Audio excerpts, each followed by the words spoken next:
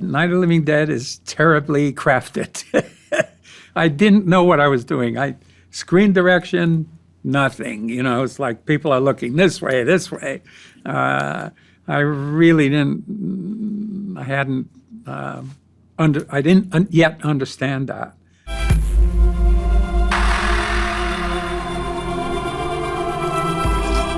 You're still afraid. Stop it now, I mean it. They're coming to get you, Barbara.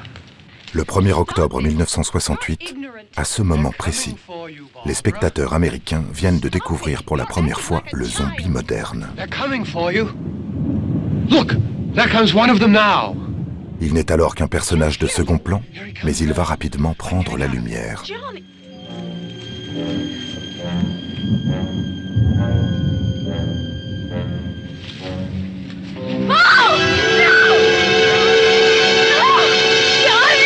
La Nuit des Morts Vivants, point de départ de toute une culture, a pourtant commencé comme une aventure entre copains. We had a little company called Latent Image, and it was Russ Streiner, Jack Russo, all the players that have been associated with Night of the Living Dead had this company, and we had enough equipment to try to make a movie. And so we said, okay. Comme beaucoup de réalisateurs débutants, Romero va tenter de faire ses armes dans les films d'exploitation, le genre qui nécessite probablement le moins de moyens pour se faire remarquer. We wanted to push the envelope as far as we could. We had no idea, for example, the scenes where the ghouls are eating the flesh. We just shot this sort of naively, thinking, okay, this is what happens. They tear these bodies apart. You know, we just followed sort of that logic. That was it.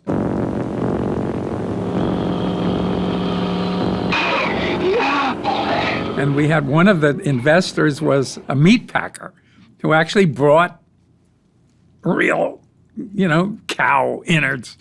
And that stuff was all real stuff. The liver was a real liver. Somehow we were able to persuade people to actually put it in their mouths.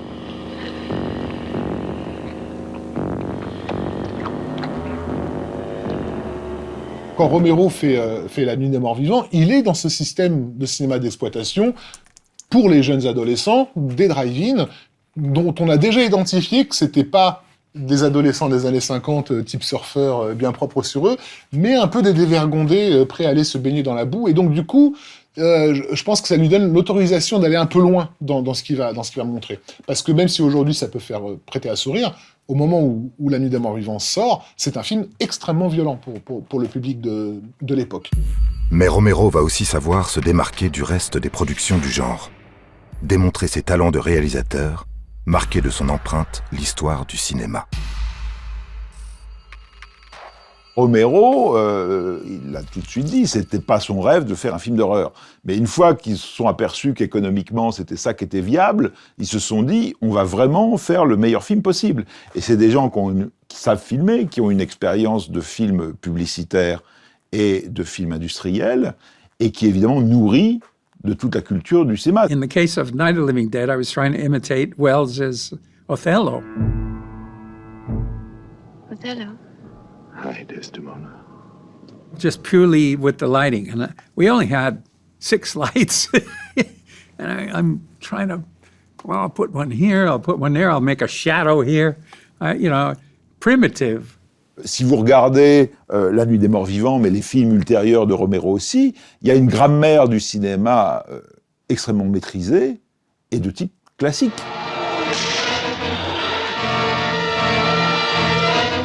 Peu perçoivent les qualités du film à ses débuts. La Nuit des Morts Vivants n'est alors qu'une série B parmi d'autres. Les critiques ne sont pas tendres. En particulier le plus influent d'entre eux, Roger Ebert. Roger Ebert wrote a wonderful review of the film where he talks about the audience reaction, and it's very interesting. He went to go see it, and there was a lot of children there because again, horror is a children's, teenager kind of genre. And he said, you know, that moment at which we all started to realize this is not a children's film, this is serious, it was like a cold dash of water in the face. You know, it tells you, you know, good guys don't win. You know, sometimes no matter what you do, you're going to fail. Those aren't the messages we're used to in classical Hollywood, which tells you, you know, just you're always going to win. There's always a happy ending. No, not always. Le salut viendra finalement de l'autre côté de l'Atlantique, dans un article de la revue Les Cahiers du cinéma, écrit par Serge Danet. Pour la première fois, le film n'est pas vu comme un simple film d'horreur, mais comme un brûlot politique. For my generation of young people, when we first saw Night of the Living Dead, we had no doubt it was about Vietnam and it was about racism. Up until that time, if you had African American characters in zombie films, they were sidekicks, they were comic relief, they were servants, or they were nameless zombies in a background.